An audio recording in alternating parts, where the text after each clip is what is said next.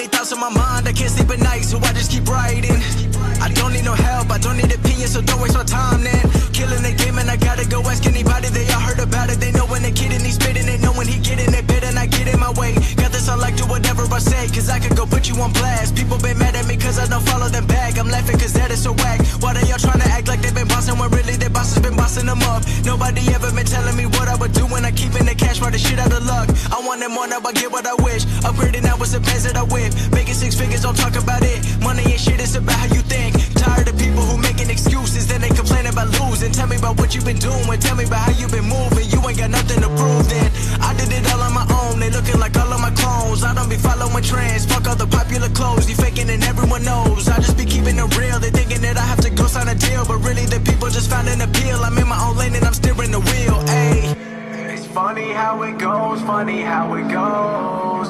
Talking about shit they don't even know. Why they tryna tell me about what I should do? They don't know about the shit I've been through. It ain't what it seems, it ain't what it seems. Been 4 years, I've been chasing. Hey everybody, John Newman here, and welcome to episode number 15 of Welcome to the Machine. And last week, wow, I look like a Oompa Loompa, kind of, sort of. So last week I was kidnapped by my family and sent to the Florida Keys for 7 days. So if I look a little red, that's not the camera, that's actually my face. And I apologize. We were scheduled to have Matt last week, but unfortunately the internet connection down in the Keys was not as solid as we would have liked. So Matt was gracious enough to come back this week. And just to give you a little background on Matt Aitchison, or I call him Matty A, he's a millennial business owner and all around awesome, extremely knowledgeable real estate investor. So, hey, Matt, welcome aboard and thanks for coming on. What's going on, John? Thanks for having me on the show, brother. No problem, bud. So once again, I apologize to you for last week. I thought that the reception would have been better in the Keys, but it was very, very, very, very spotty. So I think that's the excuse there is you had double-fisted margaritas in both hands and you're trying to blame it on the internet connection. Is that the truth or what? Well, the internet connection was a little spotty as well. We'll stick with the internet connection, huh? Hey, Matt, I've seen your collage in the background before, but I've never had a conversation with you. I mean, I see some faces that I recognize back there. What exactly is that? It's the influencer wall, so I can kind of pick my camera up a little bit. Going to be framing it out there, getting a title at the top. But you can see all kinds of amazing people that some are controversial, some are hilarious, but pretty much all of these people have been bold enough to write their own story and kind of cross that threshold and venture out into the land of entrepreneurship and influence. And they've obviously had a significant impact on, a lot of people's lives. So we, all kind of as an office decided to brainstorm the people that were influential, inspirational, impactful in all areas of life. And these are some of the faces that we came up with. And that way, when we come in each and every day, we have not only something aesthetically pleasing to look at on the wall, but also just something to inspire us to go, man, these people, journeyed through the jungle. Sometimes, a gorilla or, danger or something is lurking around the corner. And yet, they took that leap of faith and decided to travel those paths that not every individual, decides to travel. So that's kind of the background and the reason why we put it up on the wall. That's really cool. Who back there, and I have to ask you, who back there is, I don't want to say your favorite because I'm sure you're going to have a couple of them, but who back there do you think has influenced or impacted you the most? Oh, man. I mean, if we're talking sports, politics, all kinds of stuff, right? But to be honest, if I'm going to say I'm not a Cleveland Cavaliers fan, but I am a big LeBron James fan. Getting to know Jeff Hoffman a little bit better, the founder of Priceline, multi-billionaire. He's really close with LeBron. So you don't necessarily get to, I've always, been a fan and admired what he's done, obviously on the court, but also more importantly, kind of what he's done off the court. And he's super involved in inner city, serving the underprivileged and underserved in the inner cities of Cleveland and really just all around the country. I mean, just crazy amount of charity work. He's a good dad.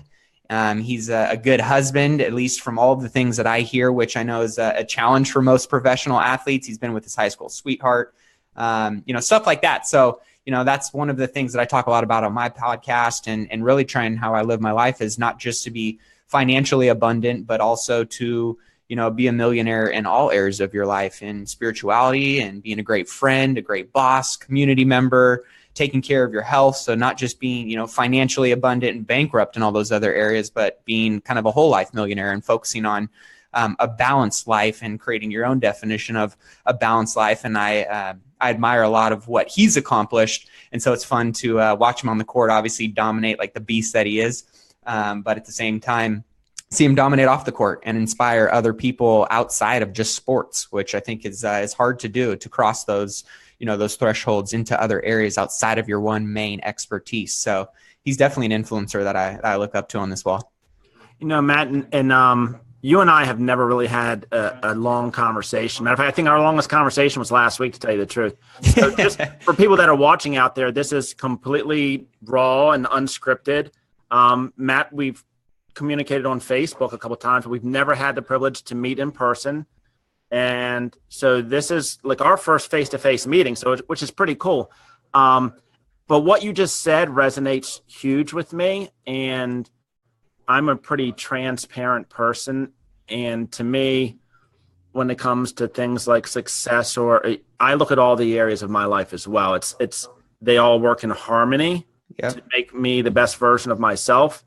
And I even take it so far to believe that if I let one of those areas go way out of whack, it's going to have a domino effect on the rest of my life. So if my personal relationships with my wife or my kids are way out of balance, it's only a matter of time before business and other areas of my life are going to follow. At least that's my belief. Yeah, no, I completely agree with that. I mean, if you were to stand up on one leg right now and try and balance for 5 hours, you would start tipping to one way, but then you counterbalance, and you might start tipping to the other way and you counterbalance. And so I think that's, by knowing your surroundings and being aware of those things that are important to you that keep you balanced when you decide to potentially lean one way or another, because we're all human beings and we're not perfect.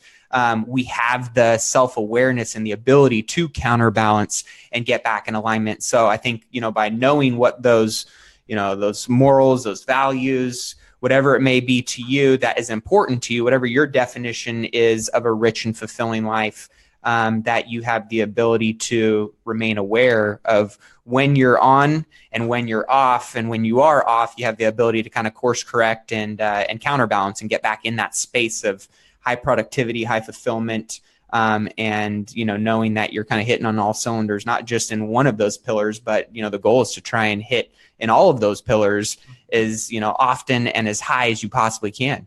Yeah, no, 100%. Maddie, because I don't even know the answer to this question, how old are you by chance? Just turned 29. I guess I can't say just turned because it was last month, but I like to keep rounding down now that I'm getting a little bit older. I've always been the young dude. Now I'm 29, and I got into real estate right out of college. Had no clue what I was, really going to do. I got myself into debt, got myself into trouble, all kinds of stuff, leading up to that point. And, I paid all kinds of money for this piece of paper that I just wasn't passionate about using. And I learned a ton in college, but at the same time, it wasn't necessarily what I was feeling called to take that next step towards. Mm-hmm. And I actually got into real estate. My mom was dragging me to real estate investing seminars when I was like 12, 13, 14. She worked in corporate America, and she, went to these events, and she brought me along with her, and she'd buy some of these courses and these materials. And, as a single mom trying to, make ends meet and consistently, provide a great lifestyle for me, she was, going back to work with what was paying the bills. And so fortunately, I was able to go into her library and open those up and kind of had that bug of not only entrepreneurship and real estate, but also how real estate could be such a great wealth building vehicle for accomplishing so many of the goals that I wanted to accomplish and check off so many of the goals or the boxes that I wanted to check off in that process. And so I kind of, that was lurking inside me for a while, went off to school. And then when I graduated, feeling a little bit lost, I was like, I want to be my own boss. I want the flexibility and freedom of being an entrepreneur. I don't want to chase the corporate ladder. I wanted to, be able to work with people that I loved being around and serving, being that I'm, I have extroverted, tendencies, and I enjoy being around people. I wanted to have no ceiling of achievement and what I could make financially or the impact I could make. And then I, lastly, just wanted to make as much money as I could while impacting the community at the same time. And so real estate checked a lot of those boxes for me. So I actually answered a Craigslist ad from, one of those little spam ads of get your real estate license here, blah, blah, blah. And I was like, screw it. So I drove out about 45 minutes from my house in the suburbs to the city of Sacramento in the worst neighborhood. We call it South Sac, Iraq, because it is one of the roughest areas of Sacramento. I was, besides another girl in the office of 180 agents, we were the only two white people in the office, which was awesome. It was, I've always had many eclectic and cultural friends. And so I got my real estate license at this place. And my now ex-business partner, Rachel Adams, we had a real estate team ranked in top 1,000 by Wall Street Journal. And over the last 5 years, we had built that team up together. And it was funny. We were the only two white people in the office. And the first day I was like, hey, you seem pretty cool. Like, let's hang out, So we kind of connected right away. I convinced her to get her license. And then we started our real estate team pretty much right after that. And that led to obviously, doing a significant amount of bond. We were doing about, when I exited the team, a little over 50 million, 140 transactions, had a handful of agents working for us. And at the same time, in the process of those years, I was also building up my flipping company and buying rentals. And so I had my investment company. I also built up and partnered in a construction company. So I kind of had, I was modeling a little bit after Warren Buffett of, having this ecosystem of businesses that could cross-pollinate customers and kind of pull different, income and revenue streams out of these businesses if I had the right models and the right people in place and the systems in place. So, a lot of failing forward, that's for sure. And then, over time, I started really diving into and being honest with myself that my true passion, I wanted to make as much money in the beginning as possible. When I started making a good amount of money, I realized that I just wanted to do what I wanted to do. And most importantly for me, that was fun and enjoy what I'm doing. And so where I was having the most fun and getting the best return on my time was in my real estate investing business and mentoring and coaching other people.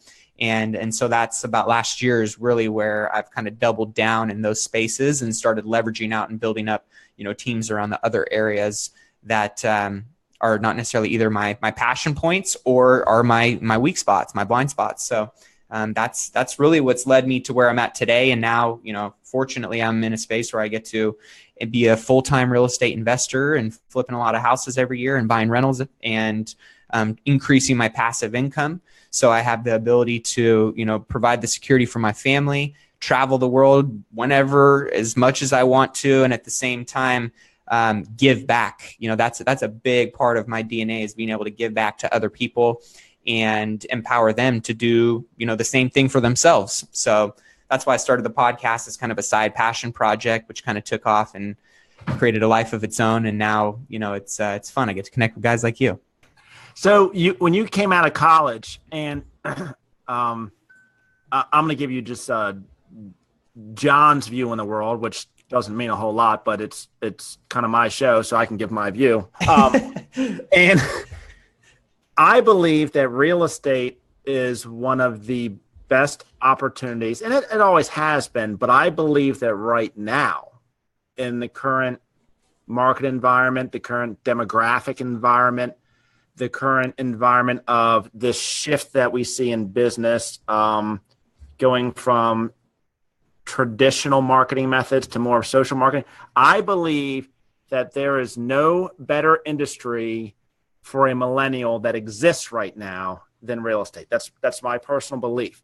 When you got into real estate, you got in as a quote unquote agent, which is what most people think of when they think of real estate. Yep. Can you describe from a 29-year-old's point of view how all of the misconceptions that people have about real estate agent or real estate brokerage is wrong? Because it's what people think of real estate and what people do and what the reality is today are completely different. And I believe that millennials that are out there and looking for an entrepreneurial side hustle or career, I believe that this is the one, but no one's talking about it. It's a great point, and it's a valid point in conversation, because I think you see most millennials are, all fired up about being a coach, a life coach, or some kind of coach. They're fired up about being a digital marketer or starting, a digital marketing agency, maybe being an author. Us millennials, we are heavily driven by passion and impact. And so the hot topics are those. But one of the things that I'm consistently talking about and trying to build my brand around is all about wealth building through real estate, and using the wealth building vehicle of business and or real estate within this industry or umbrella as your means to not only achieving financial freedom, but making true money that you can leverage into having the impact and having the influence in the spaces that you are truly passionate about.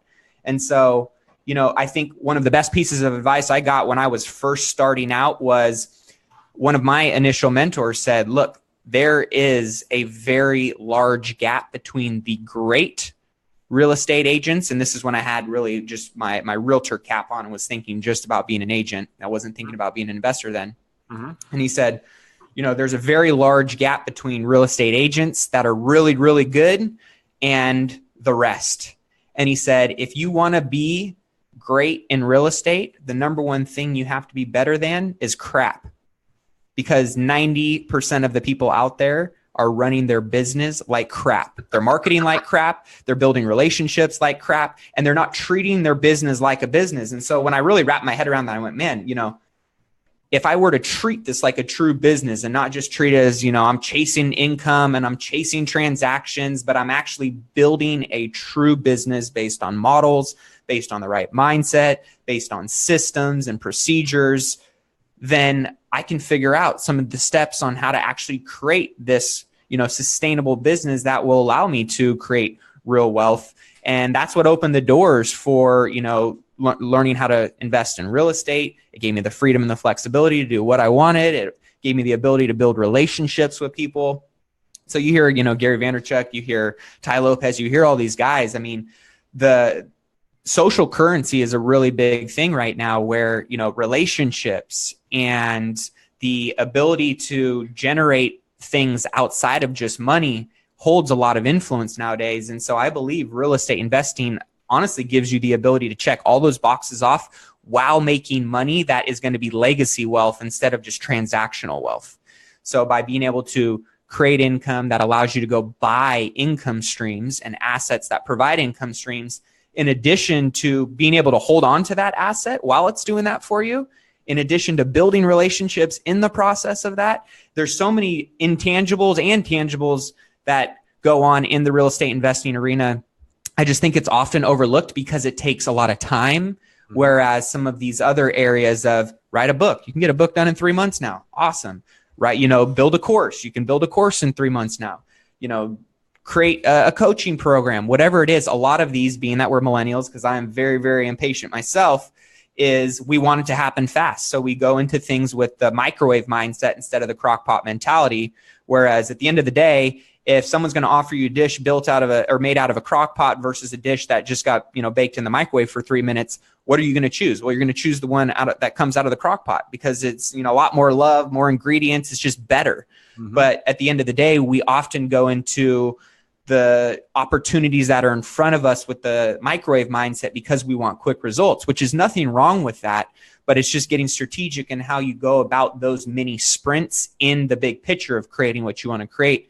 And so that's why I've chosen real estate investing, is because I believe that, I've wrapped my head around the fact that it is this marathon. It's made up of many short sprints. But along those sprints, there's a lot of money that you can make if you do it the right way. You just have to truly go into it with the mindset that this is a long-term play. And, if I were to break down kind of my wealth model of what I want to accomplish, my goal is to be making $100,000 a month passive income by the time I'm 40, with a real estate portfolio of over, $30 or $40 million. Now that's not going to happen overnight, but eventually, if I do that long enough, I'm not going to be thinking about retirement. I'm going to be thinking and creating space and energy for me to go out and impact more people and do more things, because I went into it initially with the long-term mindset and I stayed on this path. And, I know you've had David Osborne, who's been one of my close mentors, and a lot of other awesome guests on the show. And, wealth is consistency, action, and really you do something over the long period of time. Action, consistency over a long period of time. You might fail a long ways through that process, but you will initially or eventually get to that space that you want to get to. And then it just starts compounding time over time over time. So, the patience part is the hardest part for us. Yeah. And that's the thing when it comes to business. And when I say business, I can put real estate in that same box because it's a business. But health, relationships, it's the same secret formula. It's consistency, doing the right things over a long period of time. There's no get healthy quick. There's books out there. There's a grapefruit diet. There's a this diet. There's a that diet. But if it's built to last and it's sustainable, it's about creating healthy habits. And it's about creating wealthy habits. It's about creating relationships. My gosh. I've been married, it's 99, 2007, be 18 years in October. Yeah, 18 years in October. And I'm sure it's been puppy dogs and roses the whole time, right? Yeah, right. Come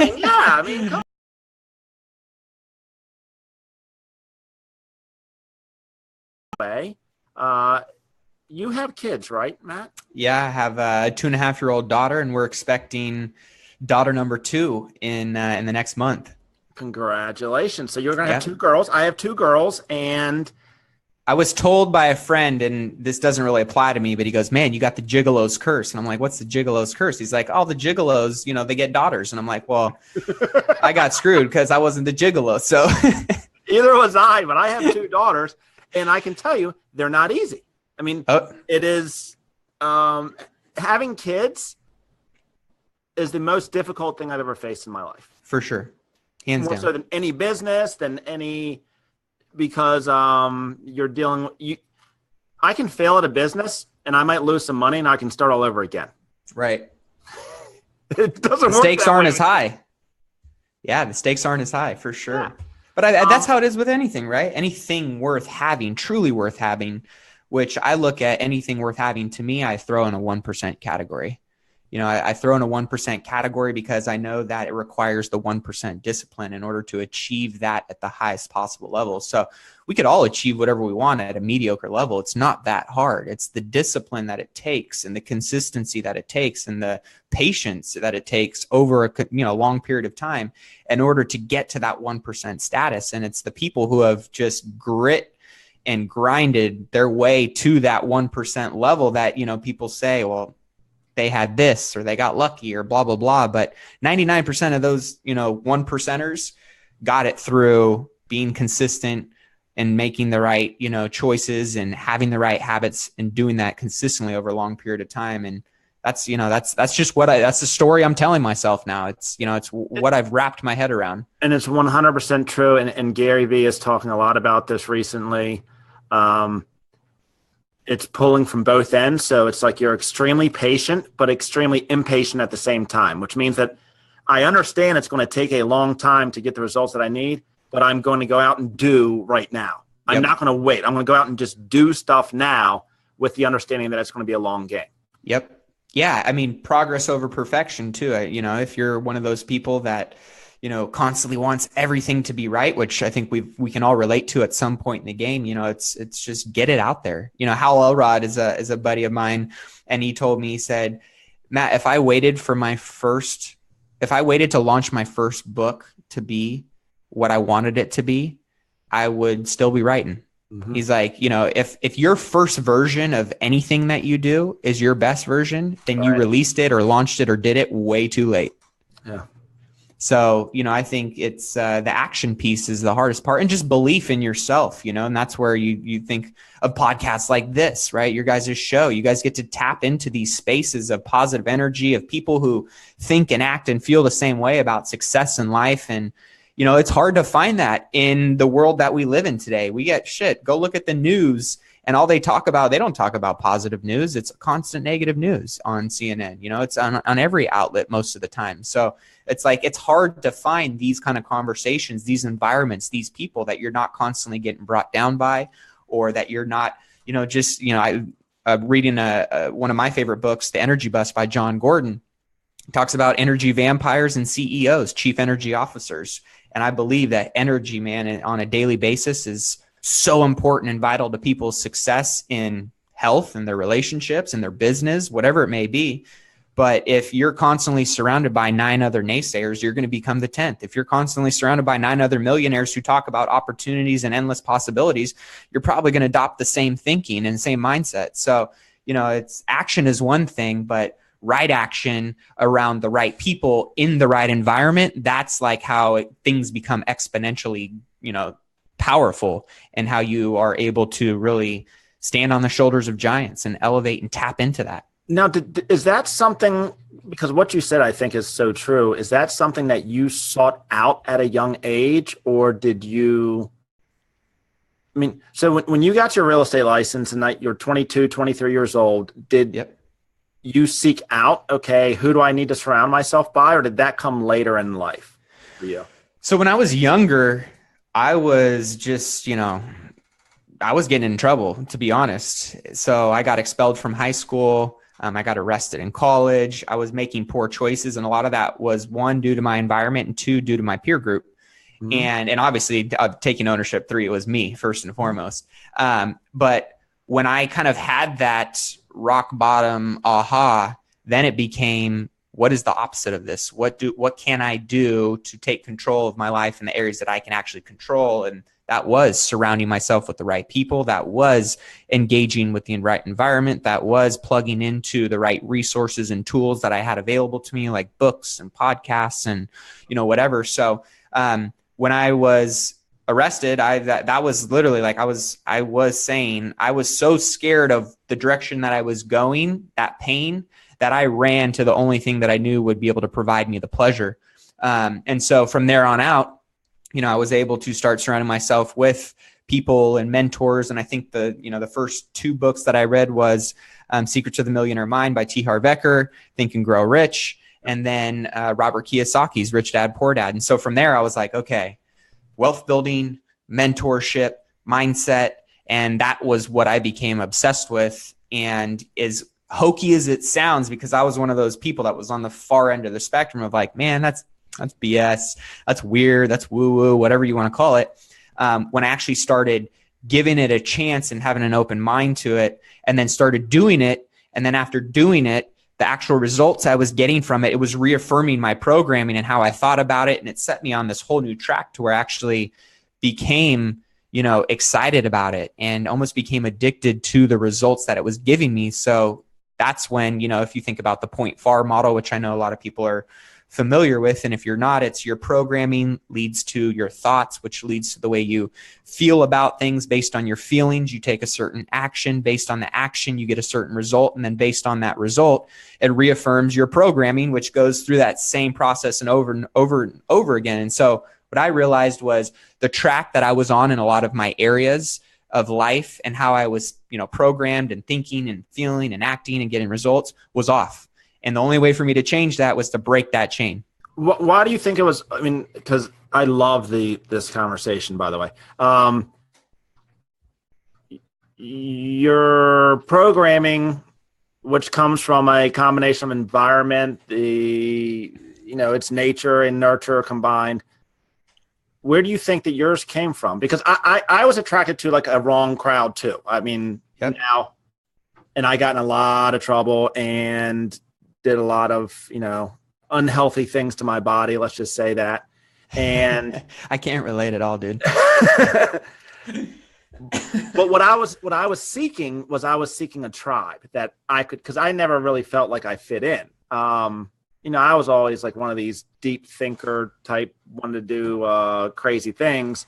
Was never I just turned off my computer. Well, you're still rocking. Your face. All right, cool. I was never an extremely gifted athlete. I could play some sports, but I wasn't like an off the wall gifted athlete. But I had a lot up here, and that didn't make me very popular. So I wanted to be popular. I wanted to be surrounded by, friends. I wanted, whatever we called it. So I sought out my own tribe, and that tribe wasn't necessarily the best tribe for me. And I realized that was a self-destructive tribe, so I tried to find a new tribe. Yeah, I can totally relate to that. I mean, look at what Mark Zuckerberg is doing right now. He just shifted Facebook's mission significantly to be more inclusive from a tribe perspective, right? They're putting all of this focus now on groups. Yeah. Right? And what is a group? A group is a tribe. And they're finding ways of how they can be more inclusive with their community instead of the exclusivity that sometimes Facebook puts out there for people. So it's a natural human desire for all of us to want to be and feel included and a part of something. And so, I think when you look at your tribe, or as John Rohn says, the 5 most common people you spend your time with, if, like I was mentioning before, 4 out of those 5 people are negative or doing positive or bad things or gossiping or are, eating poorly or whatever it may be, I'm not saying there's anything wrong with that. But if it's not what you desire, right, then you have to surround yourself with something other than that, right? So, there's thousands of groups and subgroups and categories all over the world that I may not align with, but that may be that individual's tribe. And so it doesn't make it wrong. I'm just saying, if you're not in the tribe that you want to be in, or you're not getting the results that you want to get in your life, then you may want to start with your environment and your tribe. And in order to change that, sometimes that was probably the hardest thing for me, was saying, I love my brothers. I love all the guys that I, grew up and did dumb stuff with and all the crazy things that we did. But now, based on the clarity I have in my life and knowing what I need to do in order to get to where I want to go, that stuff wasn't as conducive, or it just didn't fit into my plan anymore. So it didn't mean that I was going to shun them or not be friends with them anymore or show them love. But it just meant that I was more clear on when I engaged with that tribe and how I protected myself when I engaged with that tribe. Mm-hmm. And where did this level of clarity come from? Because I believe clarity, that's the most important thing. I mean, it was honestly, a lot of it came from me getting in trouble and just knowing that if I continued down this path, it was true insanity. I was doing the same crap and expecting different results. So that was one piece of it. And then the other side of it really, the clarity came from a book, to be honest. I was reading Brene Brown's The Gift of Imperfections. And you said, a sense of wanting to be included or accepted or whatever it may be. And I realized, I think it was like I was 19 or 20. I realized that the person that I was trying to mold and craft myself into wasn't the true Matt. And so in this book, she talks a lot about shame and ego and all of this, girly type stuff.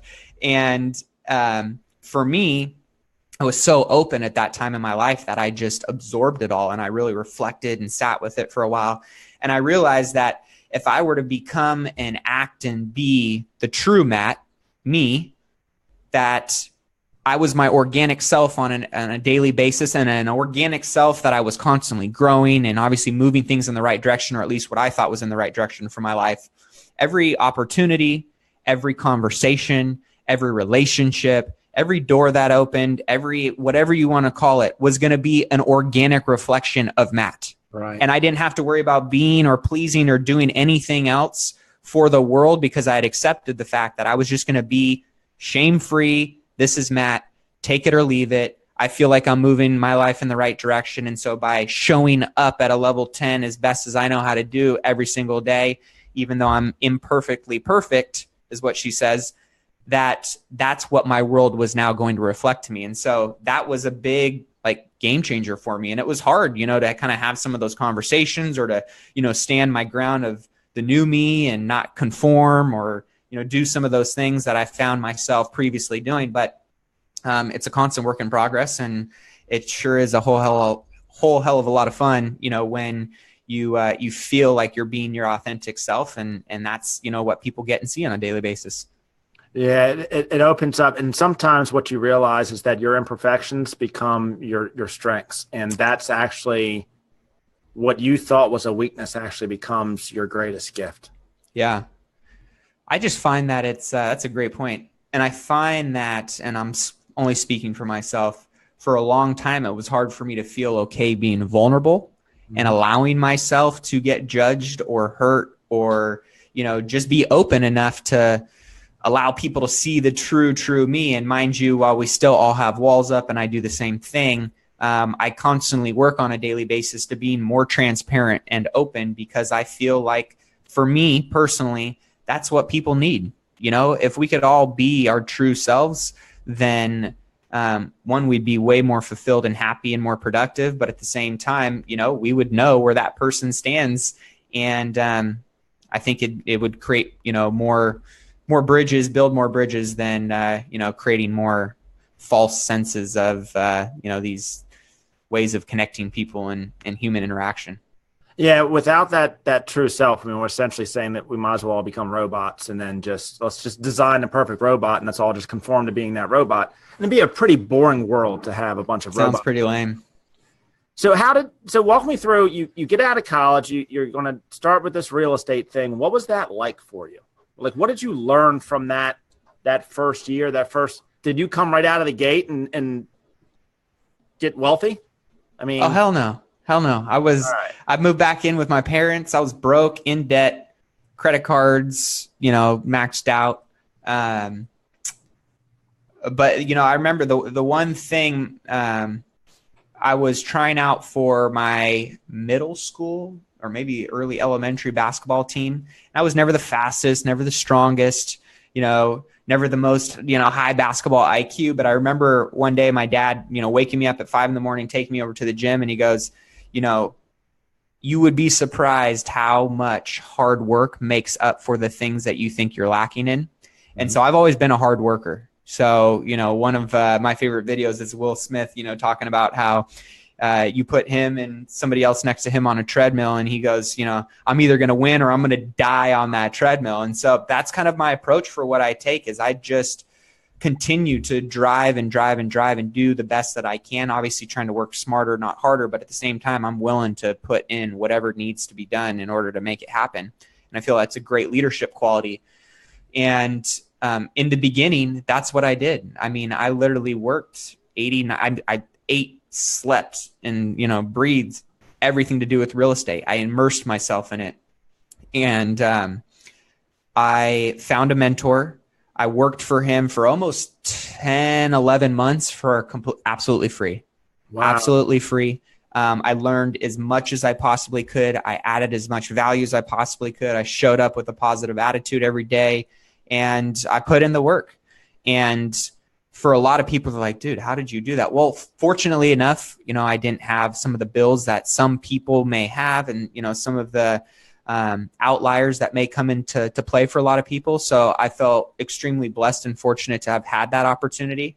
But I was in debt. I had a lot of, I had a lack of knowledge, lack of experience, and those were all things that I had to overcome mentally and physically. And part of that was just getting in the game, stepping up to the plate. I sure as hell struck out a lot, but I mean, you're definitely not going to get on base sitting and watching from the dugout or in the stands. So I knew that the only way for me to get on base was to keep striking out until I hit a foul ball, and then another foul ball, and then, dribbler into the, shortstop and I got thrown out, but eventually I poked one through into the outfield. Then, I started hitting more base hits than doubles. And, I'm fortunate now where I get some pretty awesome flip projects and opportunities that are straight home runs. And if I didn't get in the game and I stayed in the dugout and I kept waiting for the right market or the right opportunity or, whatever, I would probably still be living at home in debt.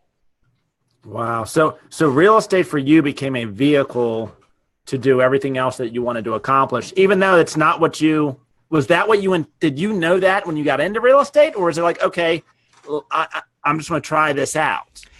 If I didn't know – so my almost first year, I considered quitting 6 times. Wow. There was 6 times where I went home from work and going, I don't know if this is for me, or needing somebody to talk me out of it, talk me down off a ledge. And I think that's another, point to highlight about having a great tribe around you is having somebody to lend you their belief in you when you often don't have it in yourself. And when you're making that transition, that saved me. That saved me from going a different direction and going, you know what, I'm just going to go get a job, or you know what, I'm just going to go do what's easier. I'm going to go do what's safe. And when I had some people lend me the belief that I didn't necessarily have in myself at those times, it kept me on that path. And anytime I do anything, I want to do it the best of my ability. And I want to, be the best at it too. I'm a very competitive person.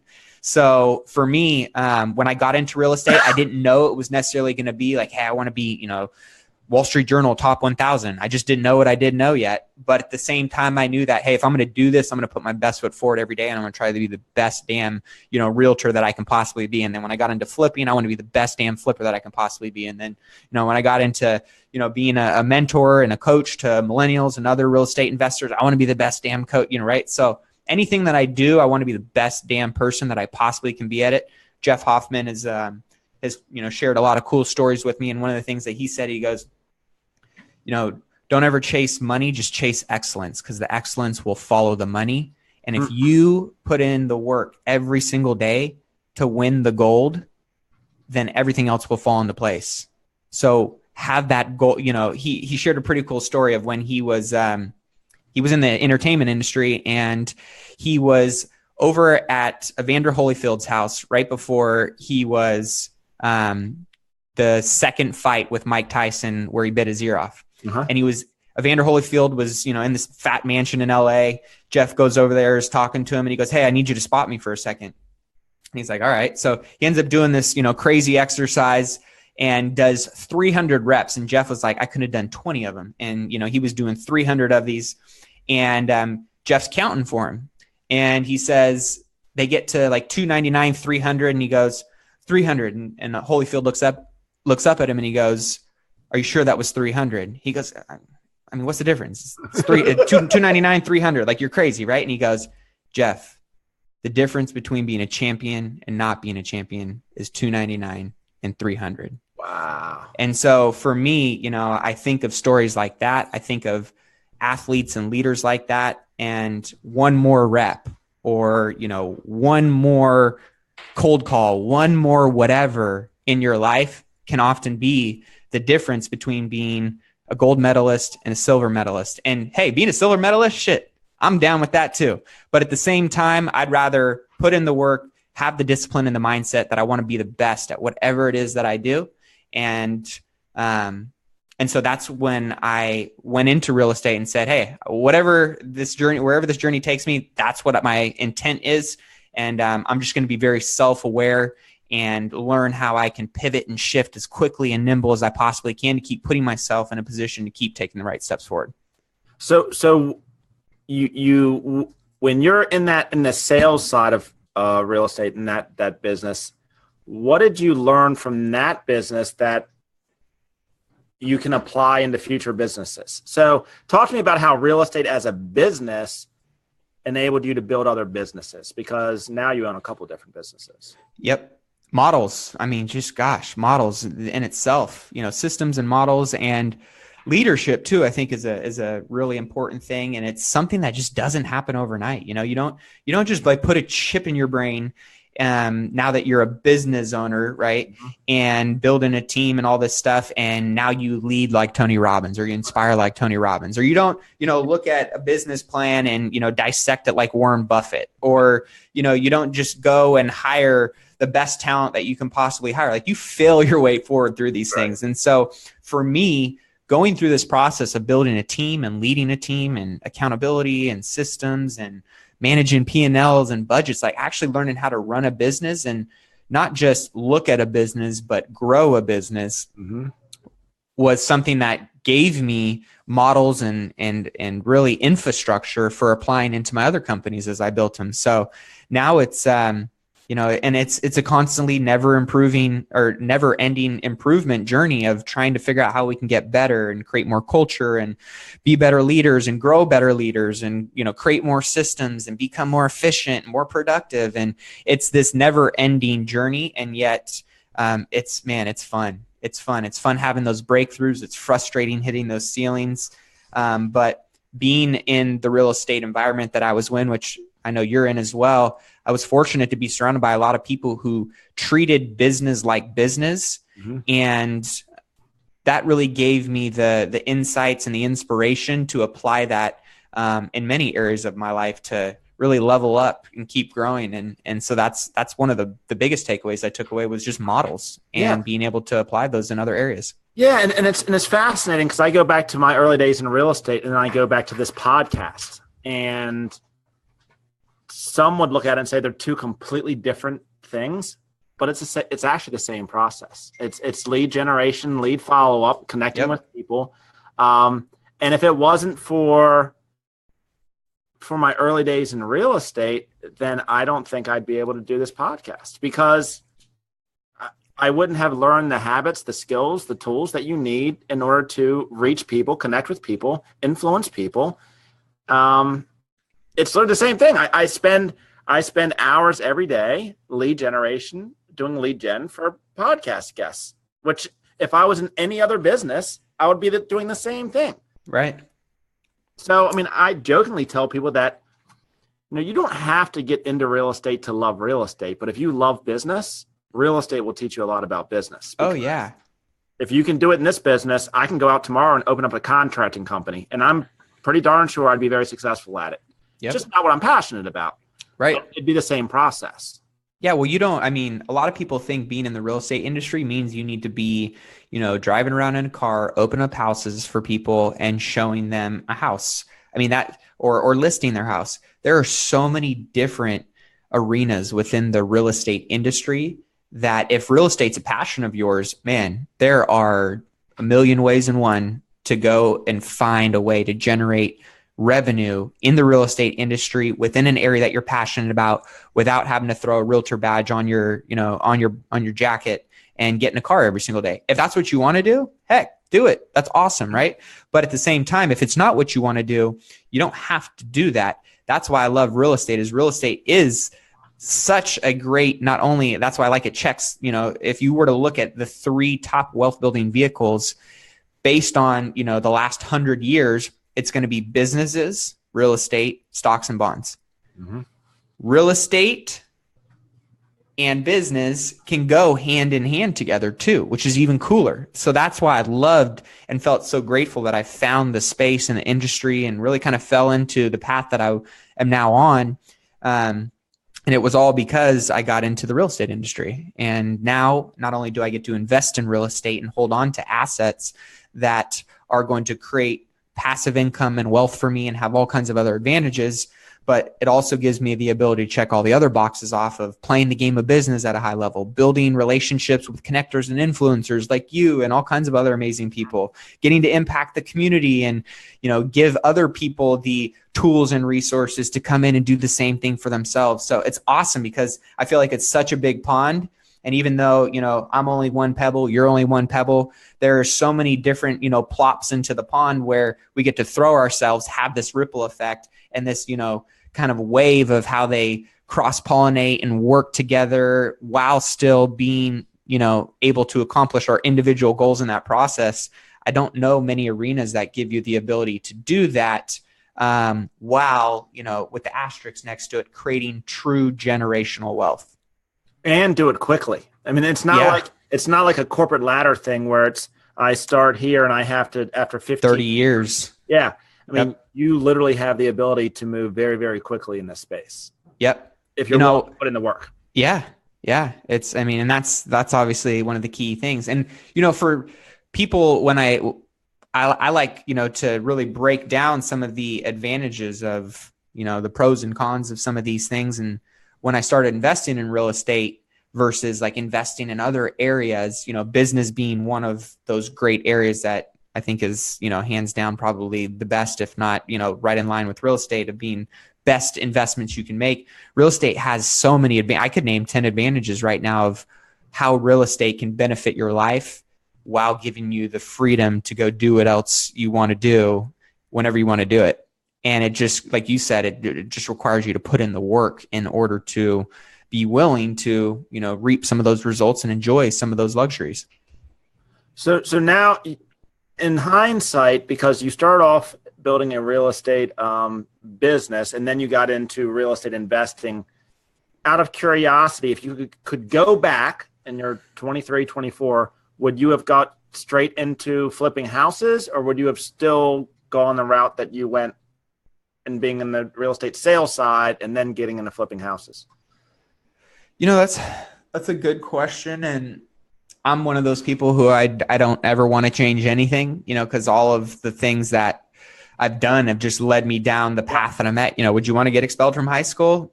No, but yes. It was necessary. Right? Yeah. But at the same time, if I were giving advice to somebody that may be saying, hey, this or that, if you want to build true wealth and get there much faster, I would go straight into real estate investing.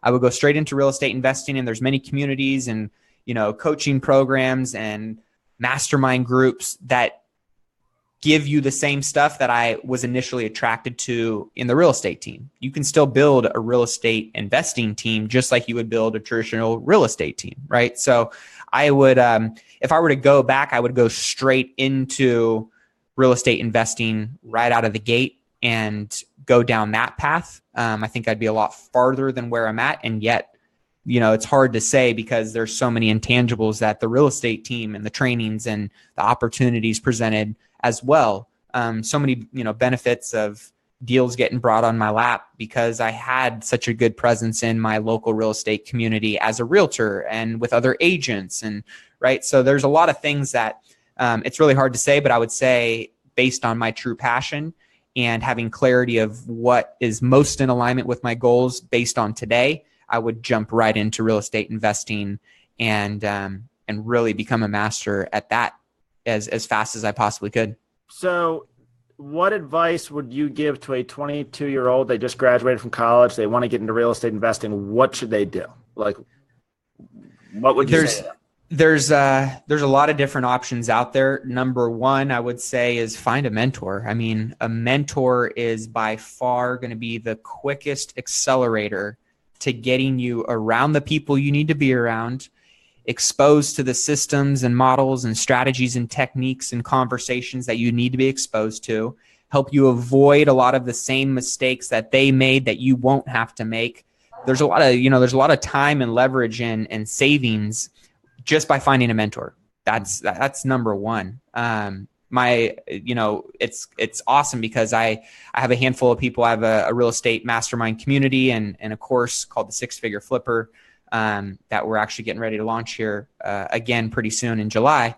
And some of the people that came out of that course that had never flipped a house or that had never really been exposed to real estate investing compared to some of the people that they knew in their community that didn't, they're already light years ahead of those people just by being in proximity to a community or a mentor. So that's where I think mentorship is, in my opinion, the greatest life hack out there. I mean, and mentorship can be through a book, it can be through a podcast, it can be through physical experiences by being in proximity to a mentor.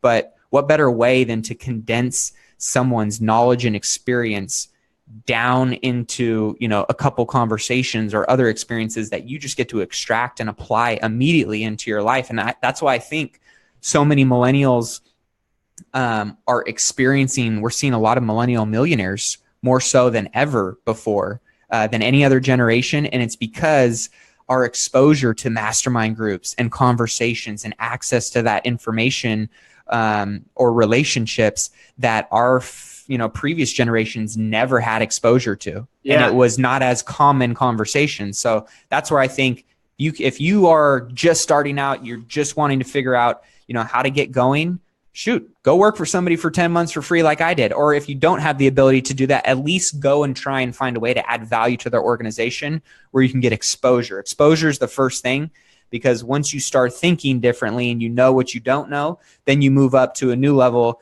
or what I call that's unconscious incompetence, where you don't know what you don't know. Move up consciously incompetent. I know what I don't know. Move up to the next level, consciously consciously competent, where you're working on the things, and then finally you become a master at it. So getting yourself in the environments that expose your blind spots and accelerate your learning are, in my opinion, some of the best opportunities for any new individual to, hack their way to success faster. Yeah, and it's, I'm coming from a little bit of an older person. It's so much easier today. I mean, I'm envious. I wish I was 22 years old coming out of college with the tools that we have available. We didn't have Facebook groups when I was 23 years old. Right. Like, you couldn't get into these groups. Those were closed door groups, right. And you had to have the cool kid card to get in there. People freely, you couldn't connect with the people. I can connect, in my own warped mind, I can connect with just about anybody I want to connect with. Exactly. It's just a matter of how hard I want to push to connect with them. That wasn't as possible 20 years ago. Nope. So there's different outliers in the equation now that give millennials the greatest edge over any other generation. And so that's why it kind of drives me a little bit up a wall when you hear so many people talking trash on millennials. And mind you, some of them are warranted, but I'll say this: if we were to rewind 10 years and then another decade and then another decade, every single generation was talking the same trash on the generation that came right after them. Yeah. It's because they're introducing new ways of doing things, new ways of thinking, and it may not be what they like or they appreciate or whatever, but that's how the world keeps progressing, right? There's always going to be the doers. There's always going to be the takers. There's always going to be the givers, whatever you want to classify it as. But there's a lot of millennials out there that are doing some pretty badass stuff, that are changing the world, that are moving the needle forward.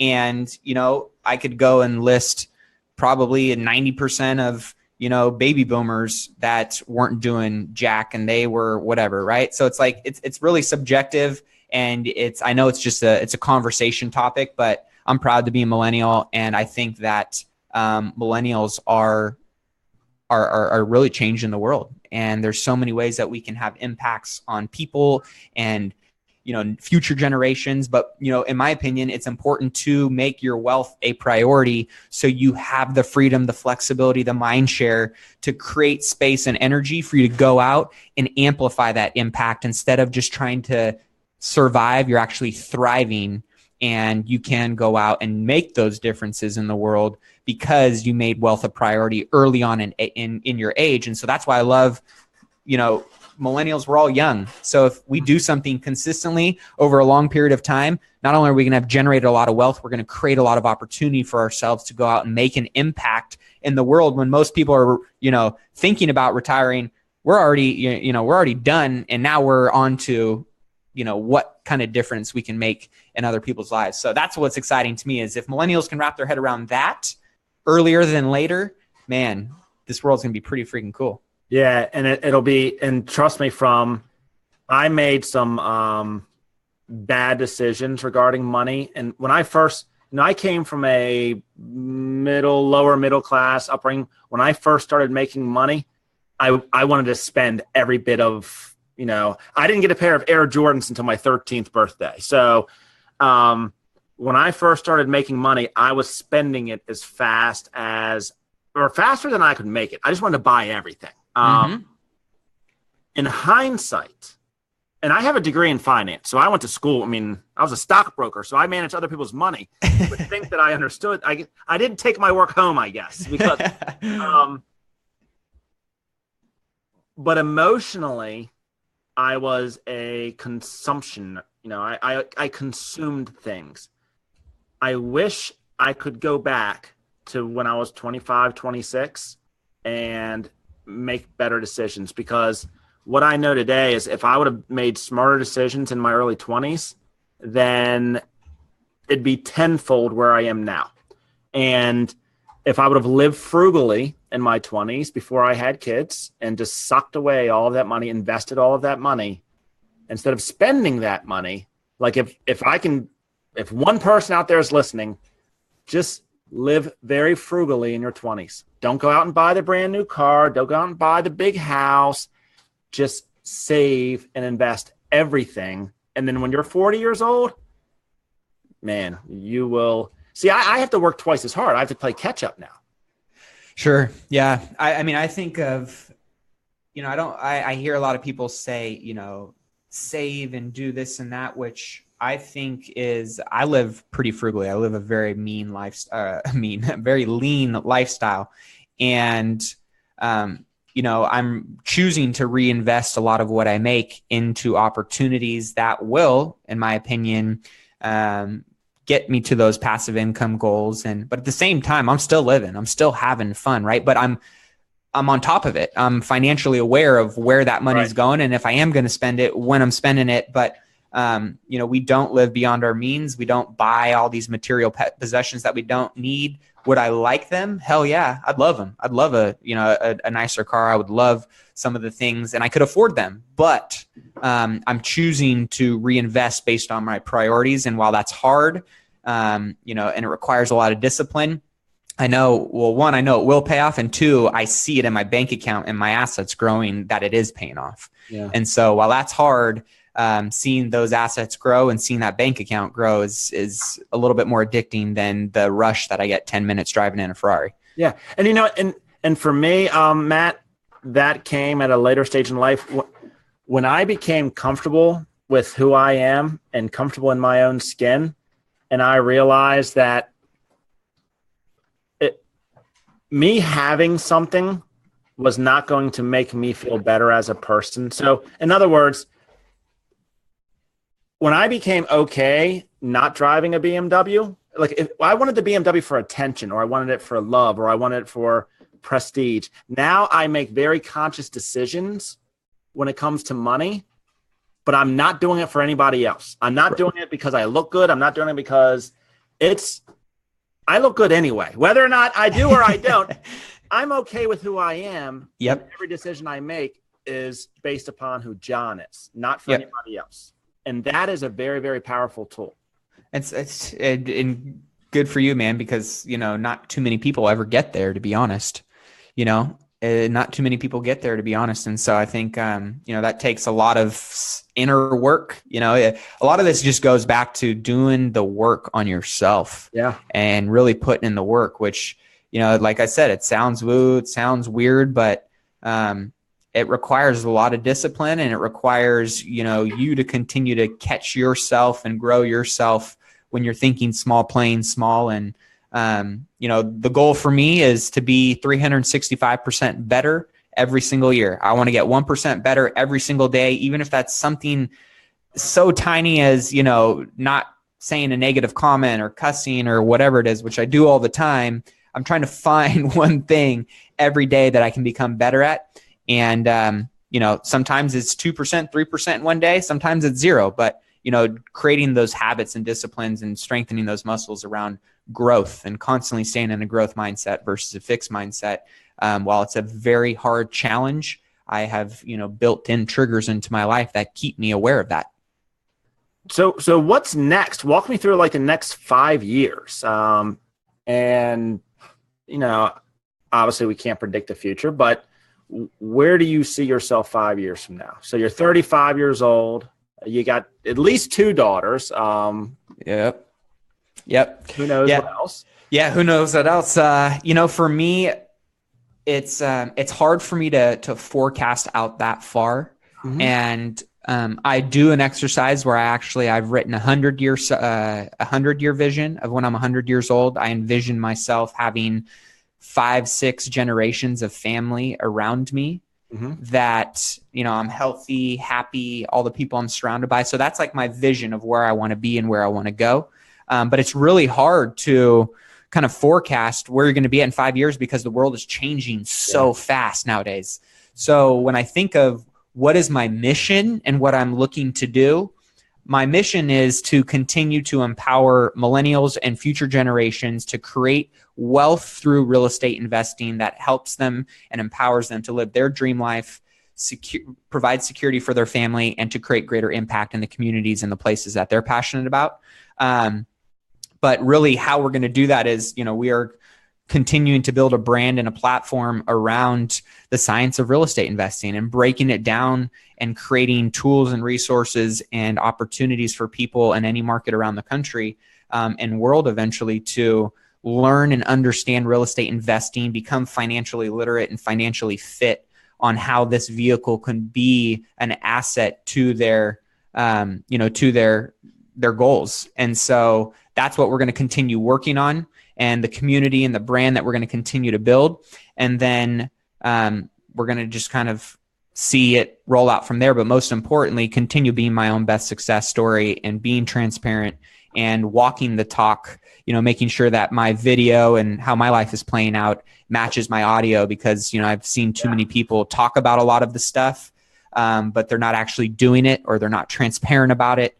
And I don't ever want to fall victim to that or be that individual. So doing what we're doing, as well as in parallel to that, actually living it and letting it play out real time to be our own best success story.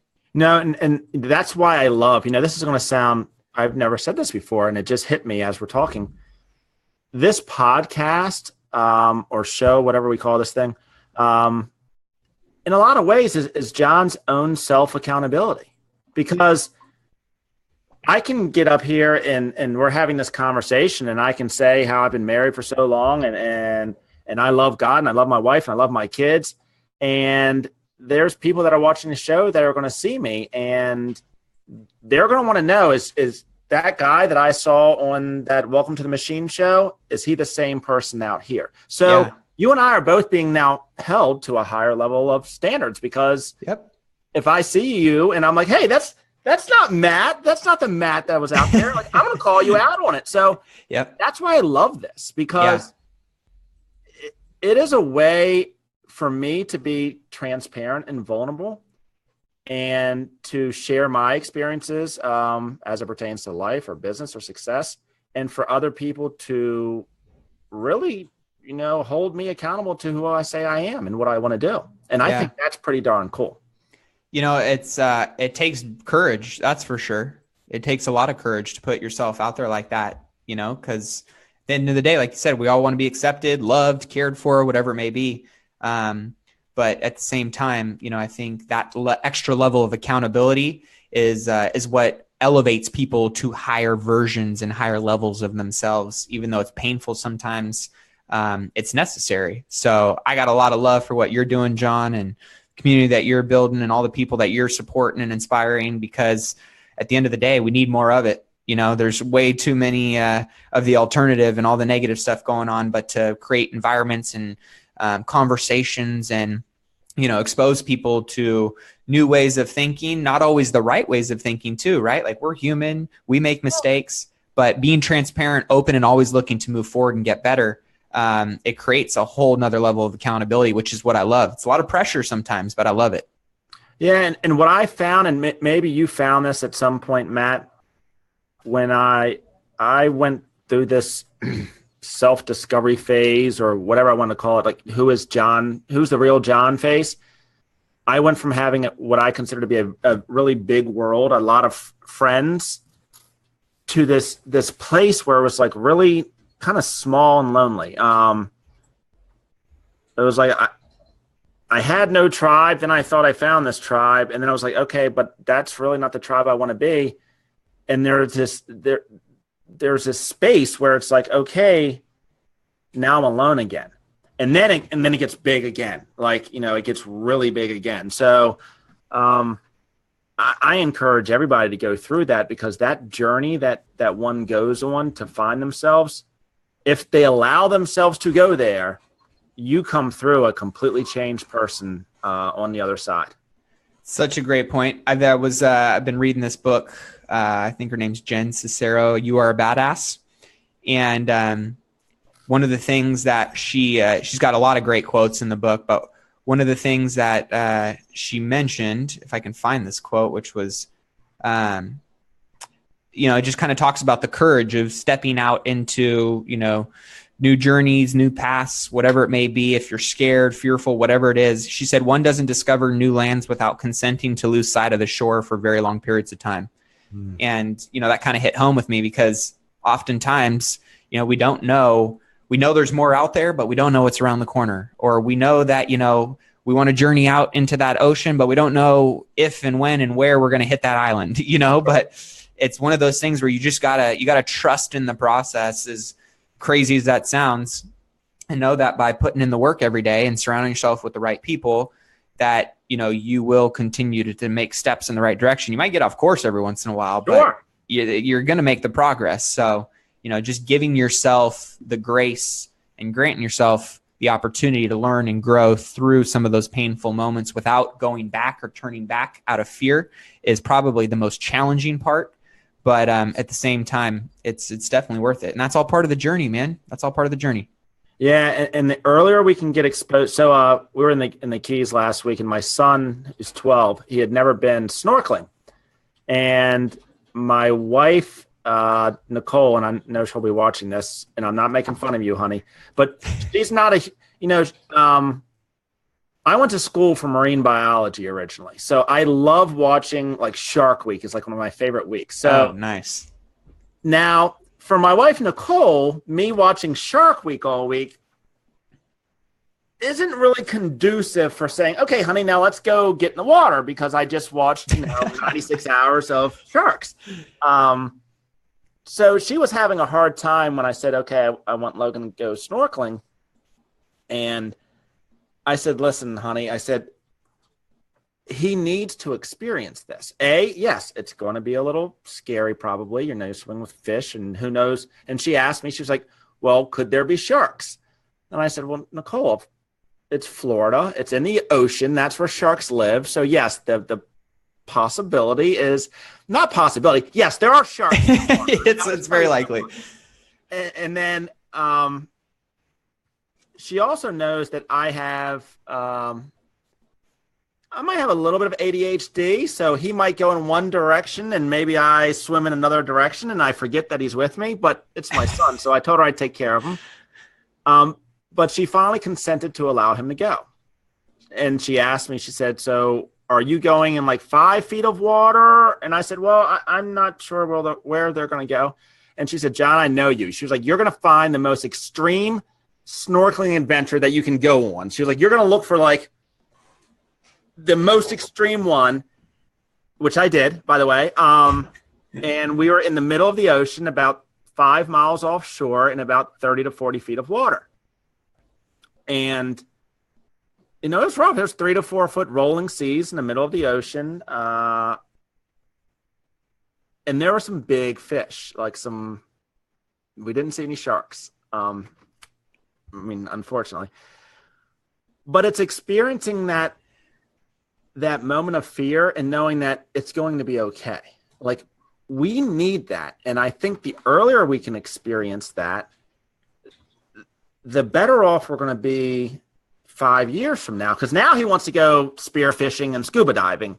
So now I have to convince her that, okay, well, that's not necessarily a bad thing. Sharks don't want to eat us. We're not like their ideal food.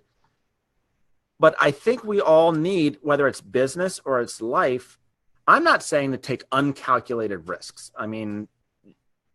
But at the same time, if we don't take risks, we're not going to grow. Yep. We're just not. Yep. So whether that's in business or a relationship or, I get asked, I've been married for quite a long time. Everybody asks me, how did you know? I knew. Like, I didn't interview every single woman on the face of the earth and say, okay, I've interviewed them all. This is the one. To a certain degree, you have to have faith. And you have to have faith in the unknown and step out of your comfort zone. And that's what I did. And then I was committed to a result, which was to have a great relationship.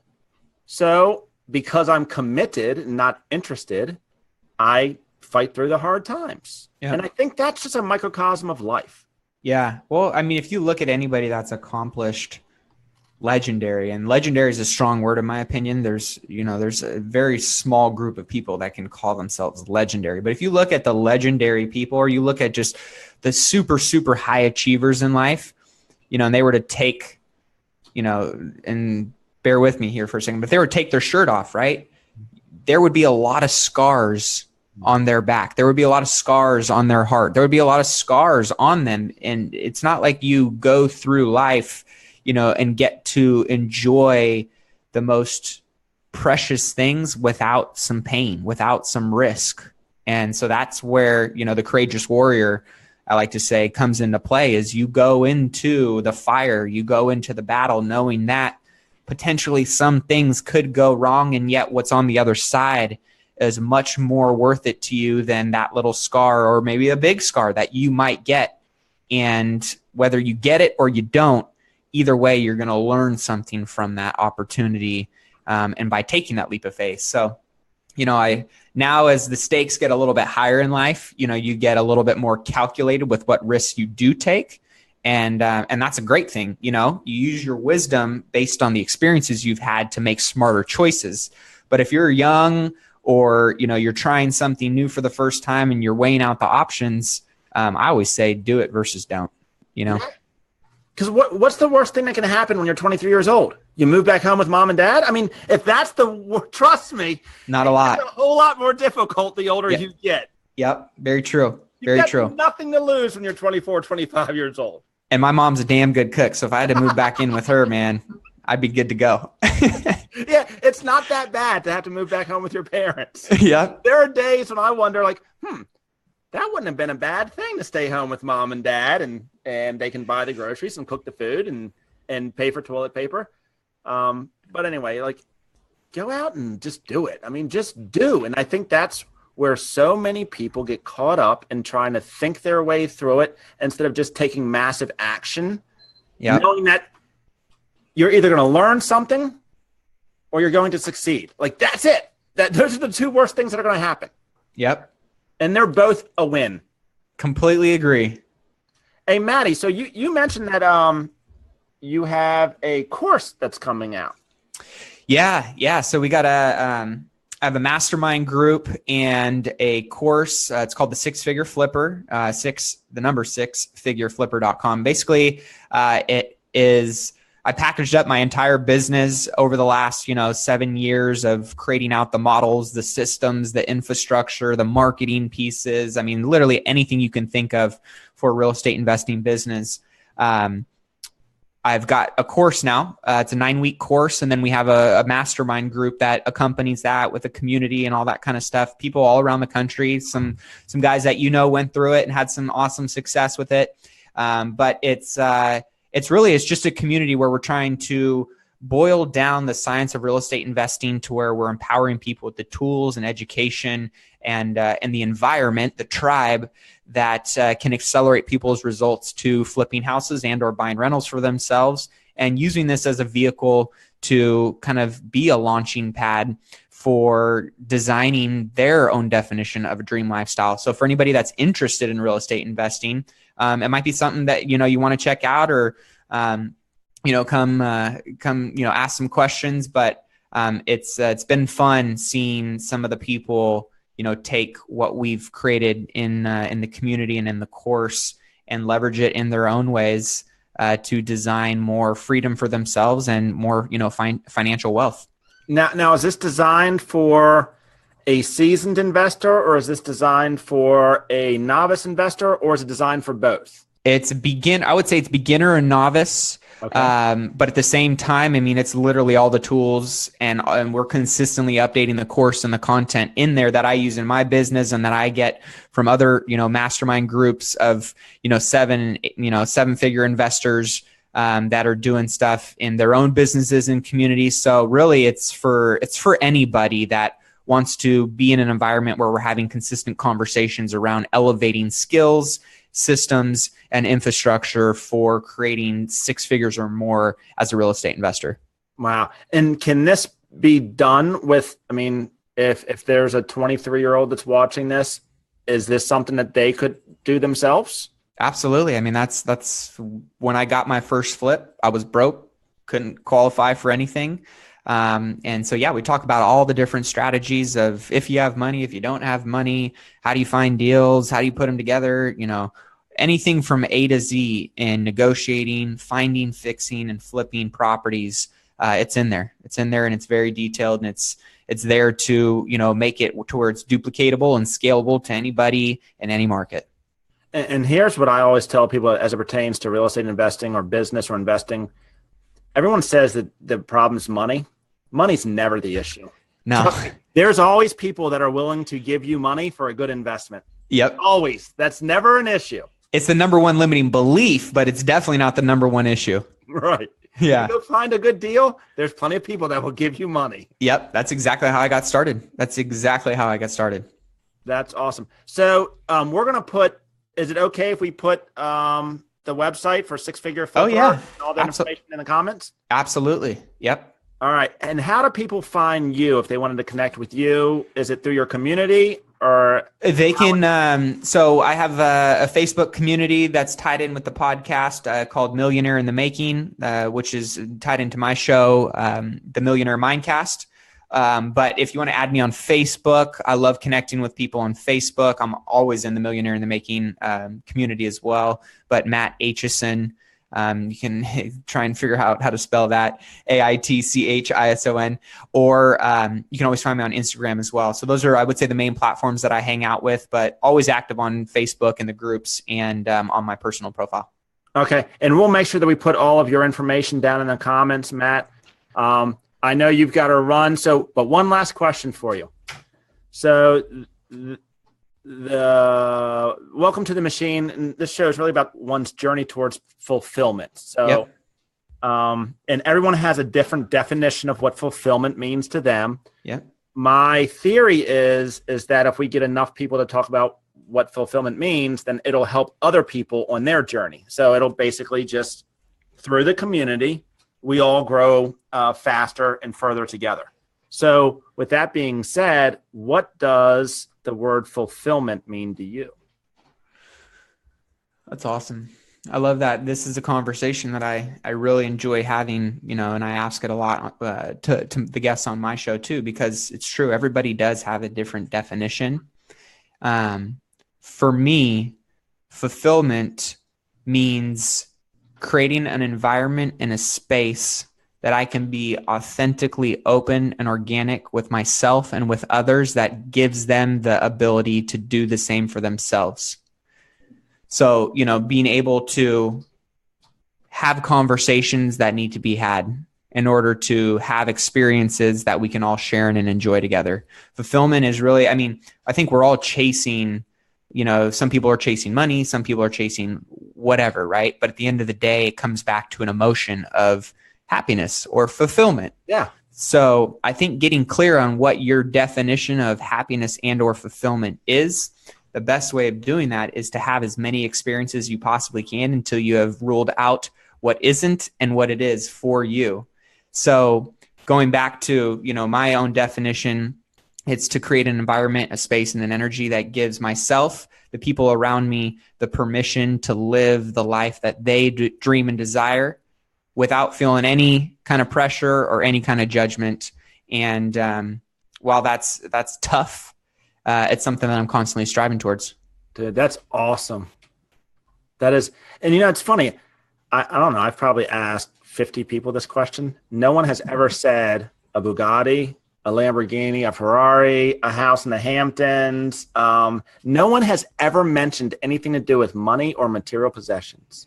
Yeah, well, because it's momentary. It's only for a short minute, right? Like if being a millionaire is fulfillment to you, well, what does being a millionaire mean to you? Well, it means being happy and free and fulfilled, right? So it's like, you know, I think just getting to the end emotion that you truly desire and the best vehicle and environment and person that you need to become in order to get that. And so, I don't think any material position is going to provide anybody fulfillment. There's a lot of people that are financially wealthy, but bankrupt in their health and their relationships and everything else. And there's a lot of people that are piss poor, but man, they are some of the happiest people on the planet. So I think if you can become a millionaire or become, wealthy in your mind first, then you're going to create energy and opportunities that will allow you to attract the other things that may or may not be material. And what you just said was, I think, key. You attract it. You don't seek it. You attract it. And when you when you have a level of clarity of what you truly want out of life, the dots start to line up. You start to see things differently. You start to see people differently. You spot opportunities differently.